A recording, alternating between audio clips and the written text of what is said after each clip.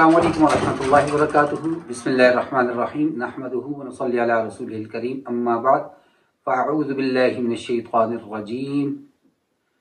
वक़ालल्लज़ीना कफ़रू ला तस्मअू लिहाज़ल क़ुरआनि वल्ग़ौ फ़ीहि लअल्लकुम तग़लिबून। सदक़ल्लाहुल अज़ीम। कुरान मजीद अल्लाह तबारक व तआला ने मुझे और आपको एक पूरा दस्तूर हयात दिया है। कुरान मजीद जिंदगी गुजारने का एक रास्ता है, एक तरीका है, और ये अल्लाह तबारक व तआला से मिलाने का जरिया है। कुरान मजीद को सिर्फ घर के अंदर ताक में सजा कर रखना, इससे घर के अंदर बरकतें नाजिल नहीं होती। हज़रत आयशा रज़ियल्लाहु तआला अन्हा व अर्ज़ाहा से पूछा गया, नबी करीम सल्लल्लाहु तआला अलैहि वसल्लम के अखलाक क्या हैं?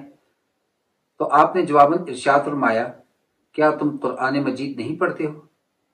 असल तो ये है कि कुरान मजीद के ऊपर अमल करना, कुरान मजीद को अपनी जिंदगी के अंदर लेकर आना, कुरान मजीद की तफसीर बन जाना। आप सल्लल्लाहु तआला अलैहि वसल्लम के इखलाक, आपका उसवा हसना, आपकी जिंदगी दरअसल कुरान मजीद की प्रैक्टिकल एक अमली तफसीर थी। हम लोगों ने कुरान मजीद को बरकत के लिए एक बरकत की किताब समझ दिया, और उसको बरकत के लिए हम जिस पर लड़की की शादी हो रही है उसके सर के ऊपर रख दिया, उसके नीचे उसको गुजार रहे हैं। जब कोई फोत हो जाता है उसके जनाजे के साथ साथ उसको हम लेकर जा रहे हैं कब्रिस्तान की तरफ। तो कुरान मजीद इसके लिए नाजिल नहीं हुआ। यहां तक तो फिर कोई बात अक्ल वाली है, चलिए, कि लेकर जा रहे हैं कि ये बच्ची कुरान के साए में जा रही है, इसको बरकत हासिल हो रही है, और मरने वाले के आगे हम लेकर जा रहे हैं कि जी इसको कब्र में इससे राहत होगी। कब्र में राहत होगी अपने अमाल से, कुरान मजीद के साथ ले जाने से नहीं होगी। अब जिस वक्त हम वीडियोस बनाते हैं, समटाइम्स हम की वीडियो होती है उसमें प्लेबैक में म्यूजिक लगा लेते हैं, और फिर हम पूछते हैं, म्यूजिक होता है, समटाइम्स कोई गाना होता है, कोई हम उस जाके उलमा इकराम से पूछते हैं, जी मैंने इस तरह के क्लिप बनाया, उसको सेंड कर दिया किसी मौलवी साहब की तरफ, किसी और मुफ्ती की तरफ, तो क्या ये दुरुस्त है या नहीं? अमूमन ये हमारे ज़हन में होता है कि जी जाहिर सी बात है, म्यूजिक को हराम करार दे रहे हैं तो ये दुरुस्त नहीं होगा, इसलिए हम उसमें से देखते हैं कि शायद ये वाला म्यूजिक हलाल होगा या ये वाला हराम होगा। म्यूजिक हलाल है, हराम है, कि किस हद तक हलाल है या किस हद तक हराम है, किस हद तक जाना हराम है, वो इंशाल्लाह अगले दफा में इसको हम डिस्कस कर लेंगे। इस वक्त यहां तक तो बात सबको समझ आ रही है कि म्यूजिक है, तो फिर हम चलो पूछने की कोशिश करते हैं। लेकिन शैतान का एक धोखा ये भी है कि हम वीडियो बना के और उसमें प्लेबैक में कुरान मजीद की तिलावत को लगा लेते हैं, और ऐसा करने में हमारा मकसद होता है कि सवाब होगा। कुरान मजीद की सूरत हामीम सजदा, या इसका दूसरा नाम सूरह फुस्सिलत, उसकी आयत करीमा 26 नंबर के अंदर अल्लाह तबारक व तआला क्या फरमा रहे हैं?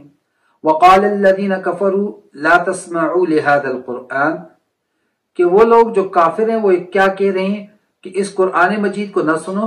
वल्ग़ौ फ़ीही, इसके बहुत से मानी बयान किए हैं। वल्ग़ौ फ़ीही, कि जब कलाम पाक की तलावत हो रही हो तुम शोर डालो। जिस वक्त नबी करीम सल्लल्लाहु तआला अलैहि वसल्लम कलाम पाक तलावत फरमा रहे हो, सिखा रहे हो, शोर डालो। लअल्लकुम तग़लिबून, ताकि तुम उस किरात की आवाज के ऊपर और उस कुरान के ऊपर, उसकी तिलावत के ऊपर गालिब आ जाओ। हज़रत अब्दुल्लाह इब्न अब्बास रज़ियल्लाहु तआला अन्हु फरमाते हैं, जिनको मुफस्सिर कुरान कहा जाता है, कि ये अबू जहल का काम था कि वो ये किया करता था। तफसीर मुआरिफुल कुरान ने इस वाक्य को इस तरह से बयान किया है। कुरान मजीद में आमतौर पर वाक्य कोई खास होता है और उस वाक्य को बयान करके फिर आम एक हुक्म बयान कर दिया जाता है, एक उसूल वज़ा कर दिया जाता है।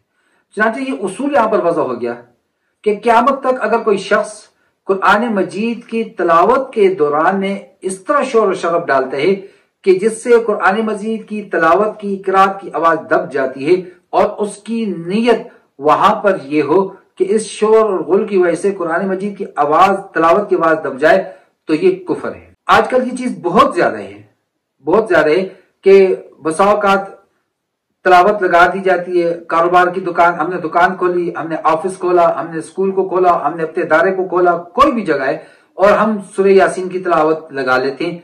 बाज घरों के अंदर ये रवाज है, फजर की नमाज पढ़ी उसके बाद तलावत लगा दी। बाज हमारी मस्तूरात भी ऐसा करती हैं कि घर में तलावत लगा दी, साथ सुनती जा रही हैं, साथ घर के काम काज करती जा रही हैं। قرآن مجید کے متعلق اللہ تبارک و تعالیٰ کا ارشاد مبارک ہے وَإِذَا قُرِئَ الْقُرْآنُ فَاسْتَمِعُوا لَهُ وَأَنصِتُوا لَعَلَّكُمْ تُرْحَمُونَ، جب قرآن مجید کو پڑھا جائے فَاسْتَمِعُوا، اللہ نے یہ نہیں کہا فَاسْمَعُوا سنو، کہا فَاسْتَمِعُوا لَهُ، غور سے کان لگا کر دھیان لگا کر توجہ سے اس کو سنو، وَانصِتُوا اور خاموشی اختیار کرو، لَعَلَّكُمْ تُرْحَمُونَ شاید کہ تم پر رحم کر دیا جائے۔ اب جو مائیں بہنیں گھر میں تلاوت لگا کے جھاڑو پوچھا کر رہی ہیں، وہ حضرات جو اپنے ادارے میں اپنے ہوٹل میں تلاوت لگائی ہیں، گاہک آ رہے ہیں، کھانا کھا رہے ہیں، ویٹر آرڈر لے رہا ہے، سرو کر رہا ہے، مالک پیسے لے رہا ہے، یا کوئی تعلیم ادارہ ہے وہاں پر صبح صبح تلاوت لگا دی گئی سورہ یاسین یا اسماء الحسنی یا کوئی اور بھی، اور بچے اپنے معمولات میں، کوئی کھیل میں مشغول، کوئی کلاس روم میں، کوئی ادھر کوئی ادھر، سارے اپنے کاموں میں مشغول ہیں، تو یہ تشبہ بالکفار ہو جاتا ہے۔ اسی طرح سے یہ اب قرآن کے ادب کے خلاف ہے۔ اللہ تو حکم دے رہے ہیں کہ اس تلاوت کو کان لگا کر دھیان لگا کر سنو اور خاموشی اختیار کرو۔ ہم کھیل رہے ہیں اور کھیل میں شور تو ہوتا ہی ہوتا ہے، ہم گھر کے کام کاج کر رہے ہیں، اپنا جھاڑو پوچھا کر رہے ہیں اور تلاوت لگی ہوئی ہے، یہ باعث برکت نہیں، باعث عذاب ہے۔ ہم اللہ کے کلام کی بے ادبی کر رہے ہیں، ہم اللہ رب العزت کے کلام کو ہلکا لے رہے ہیں۔ آپ معاشرے کے اندر جب کوئی بڑا بات کر رہا ہو، کوئی مجھ سے مخاطب ہے اور میں اپنے موبائل میں بیزی ہوں، کوئی مجھ سے مخاطب ہے اور میں ادھر ادھر دیکھ رہا ہوں، وہ بھی مجھے کہے گا یار میری بات سنو، میں کہ آپ سے مخاطب ہوں اور آپ ادھر ادھر دیکھے جا رہے ہو۔ تو اسی طرح سے قرآن مجید جب تلاوت ہو رہی ہو اور اس کی آواز کانوں میں پڑ رہی ہو تو چاہیے کہ آدمی خاموشی سے بیٹھے، کان لگا کے سنے، عمل کی نیت سے دھیان لگا کر غور و فکر کرے، یہ واجب ہے اس پر۔ اور اگر ایسا نہیں کر رہا تو اللہ کے حکم کے خلاف کر رہا ہے۔ اور پھر جب ہم کسی ویڈیو کی بیگ پر لگا لیتے ہیں اور پھر لگانے والا اس کو ترجمے کا نہیں پتا، اس کو کچھ بھی نہیں پتا، اور وہ پلے بیک میں وہ ویڈیو چل رہی ہے آگے، مثال دیتے ہیں کوئی موسم کی ہے، کوئی اللہ تبارک و تعالیٰ نے زمین کے اوپر کتنے خوبصورت نظارے رکھے ہیں، کسی نظارے کی اور پیچھے تلاوت چل رہی ہے اور کچھ بھی نہیں پتا، کچھ بھی نہیں پتا کہ ان آیات کا ترجمہ کیا ہے، اس کے اندر خوشخبریاں ہیں، اس کے اندر اللہ کی طرف سے وعید ہے، اس میں اللہ کی رحمت کا ذکر ہے، اللہ کے عذاب کا ذکر ہے، کچھ بھی نہیں پتا، بس آگے وہ سین چل رہا ہے، پیچھے وہ تلاوت کی آواز آ رہی ہے اور ہم اس کو باعث ثواب سمجھ رہے ہیں۔ بعض اوقات اللہ تبارک و تعالیٰ مجھے سمجھ عطا کر دیتے ہیں، میں پہلے ویڈیوز بناتا تھا ٹک ٹاک پر، Snapchat, wherever, Instagram, اور بیک گراؤنڈ میں میوزک لگا دیتا تھا، پھر اللہ رب العزت نے مجھے ہدایت دے دی، سمجھ آ گئی ایسا کرنا، میرے مرنے کے بعد ہی میرا اکاؤنٹ چلے گا، مجھے گناہ ہوگا، میں نے ڈیلیٹ کر دیا۔ اس سے اگلا قدم اب میں نے کہا میں ویڈیوز بناؤں گا، بیک گراؤنڈ میں جو تلاوت لگاؤں گا، تو یہ قرآن پاک کی بے ادبی نہیں ہے۔ دیکھنے والا کیا وہ میری ویڈیو دیکھ رہا ہے یا تلاوت کو سننا چاہتے ہیں، اس دیکھنے والے کا مقصد کیا ہے؟ پھر دوسری بات یہ بھی مسئلہ ہے کہ قرآن مجید ہم جس وقت ہاتھ میں پکڑے ہوئے ہیں اور اس میں قرآن مجید لکھا ہوا موجود ہو کتاب کی صورت میں، جیسے آج کل اپلیکیشن آ رہی ہیں اس میں قرآن مجید ہوتے ہیں، اس کو بغیر وضو کے ہاتھ لگانا جائز نہیں ہے۔ تو پھر کیا پتا میرا وضو ہے یا نہیں، اور کیا پتا میں اس وقت، ہو سکتا ہے میں شب خوابی کے لباس میں ہوں، میرا لباس نہ پاک ہو اور میں اس کو لیٹے ہوئے سن رہا ہوں، اس کو میں دیکھ رہا ہوں ویڈیو کو، تو کیا یہ قرآن پاک کی بے ادبی نہیں ہے؟ آج ہم غیروں پہ تو گلہ کریں، توہین کر رہے ہیں، تو کیا میں اور آپ خود قرآن مجید کی توہین کرنے والے نہیں ہیں؟ لہذا ایسا کر کے ہم دوسروں کو گناہ میں مبتلا کر رہے ہیں۔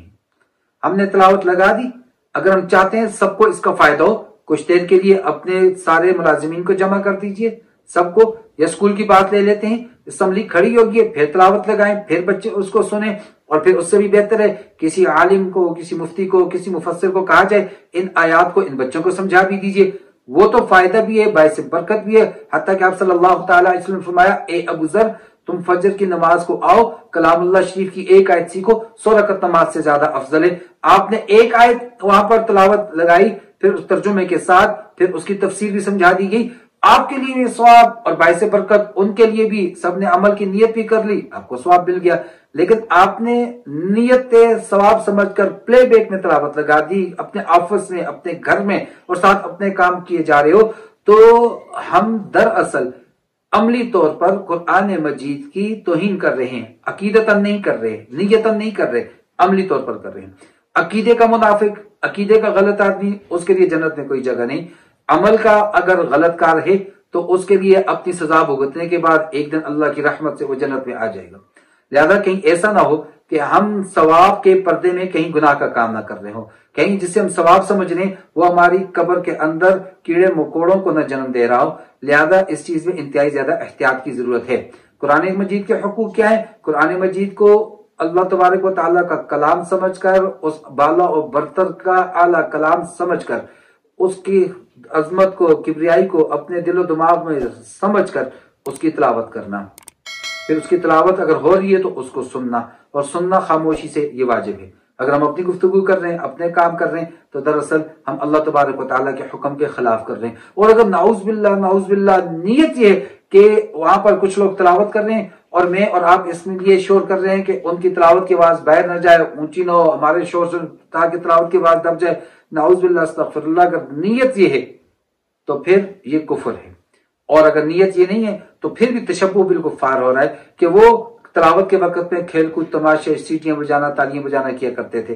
ہم بھی گھر کا پوچھا کر رہے ہیں، جھاڑو کر رہے ہیں، برتن دھو رہے ہیں، کام کاج کر رہے ہیں، اپنے اسکول کے کام کر رہے ہیں، اپنے دفتر کے کام کر رہے ہیں، ملازم اپنا کام کر رہے ہیں اور تلاوت لگی ہوئی ہے۔ یہ باعث موجب برکت نہیں ہے، یہ باعث عذاب ہے۔